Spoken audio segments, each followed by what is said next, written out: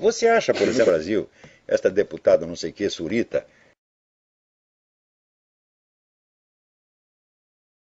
essa aqui inventou a lei da palmada, ela é capaz de avaliar as consequências civilizacionais disso. Você imagina, por exemplo, nas escolas no Brasil, já é muito perigoso você ser professor ou professora, porque os professores são frequentemente agredidos por seus alunos e não acontece nada para esses alunos, e o professor se reclama, ele ainda corre o risco de perder o emprego.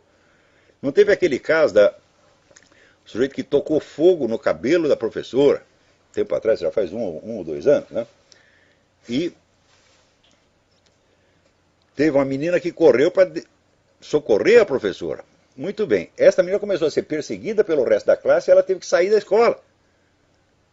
Porque não tinha mais ambiente. Agora, e o incendiário? O que aconteceu para ele? Absolutamente nada.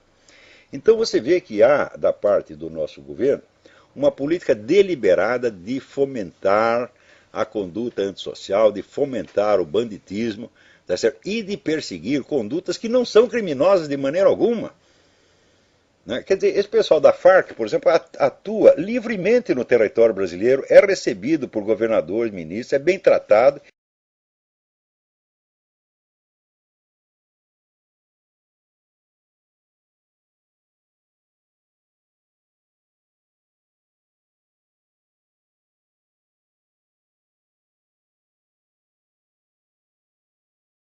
E todo mundo sabe que eles estão aí vendendo droga.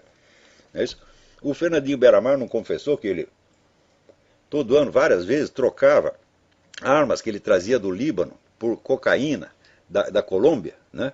Então todo mundo sabe qual é a fonte da cocaína, tá certo? Não são os tal dos cartéis que já foram totalmente desmantelados, é a Farc. A Farc tem um monopólio. Então esse pessoal do Congresso assiste tudo isso e fica lá discutindo se deve pôr na cadeia, né, a mãe que deu uma palmada na bunda do filho.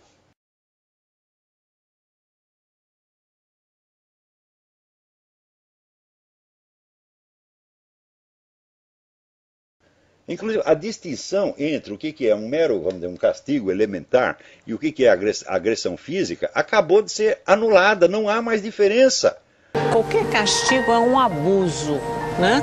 Então, um abuso pode ser ou físico, ou psicológico, ou sexual, ou uma negligência, segundo os critérios da Organização Mundial de Saúde. É isso? Então, agora,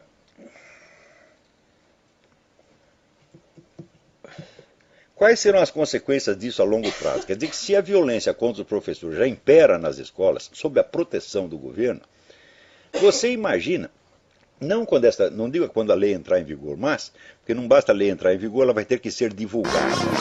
O projeto de lei 7672 altera o Estatuto da Criança e do Adolescente de 1990 e estabelece o direito dos filhos de serem educados e cuidados sem o uso de castigos corporais ou tratamento cruel ou degradante. A proposta é usar a rede de serviços do governo para explicar aos pais como disciplinar os filhos sem a violência. Também fica estabelecido que qualquer funcionário público deve denunciar casos ou suspeitas de maus-tratos. A multa para quem não denunciar é de 3 a 20 salários mínimos.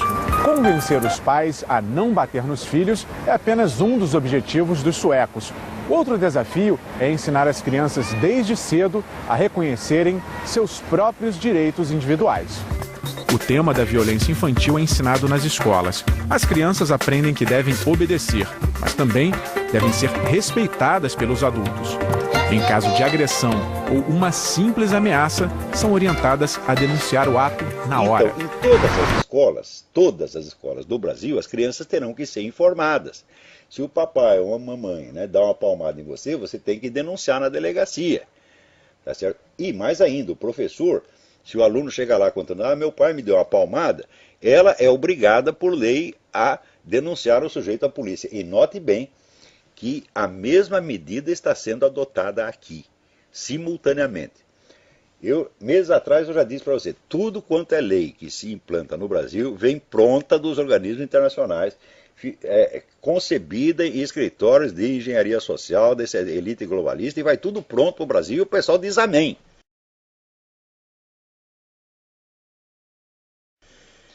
Então, quando se solta uma lei dessa no Brasil, você pode ter certeza que na mesma hora a mesma lei está sendo adotada na Espanha, nos Estados Unidos, na Alemanha, no raio que eu parta. Esse projeto, antes de mais nada, é um compromisso que o Brasil fez com a ONU. Esse projeto, antes de mais nada, é um compromisso que o Brasil fez com a ONU em mudar a sua legislação e garantir que as nossas crianças sejam educadas, protegidas, né, sem o uso do castigo corporal cruel ou degradante, sem tratamento humilhante. Ele, de uma forma clara, deixa isso explícito no ECA, que não existe hoje. Então é uma mudança realmente bastante forte para o Brasil, até porque o Brasil, ele culturalmente usa a ferramenta como pedagógica através do bater. E essa garantia cabe a esse acordo feito com o ECA, com a ONU, para que a gente possa, de fato, dar esse direito às crianças. É tudo global, tá certo?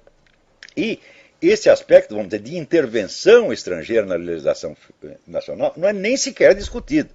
Agora, você imagina quando todas as crianças do Brasil estiverem informadas, né, desta lei e todos os professores estiverem informados.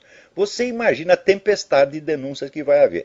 Agora, ainda esta sem vergonha desta deputada tem a cara de pau de dizer que isso não vai interferir nada em processo de guarda das crianças.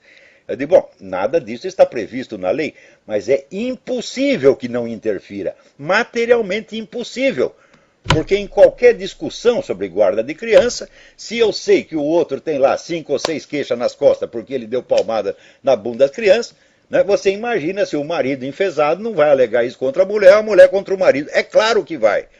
Tá certo? Então, isso quer dizer que tomar crianças de seus pais vai se tornar a coisa mais fácil.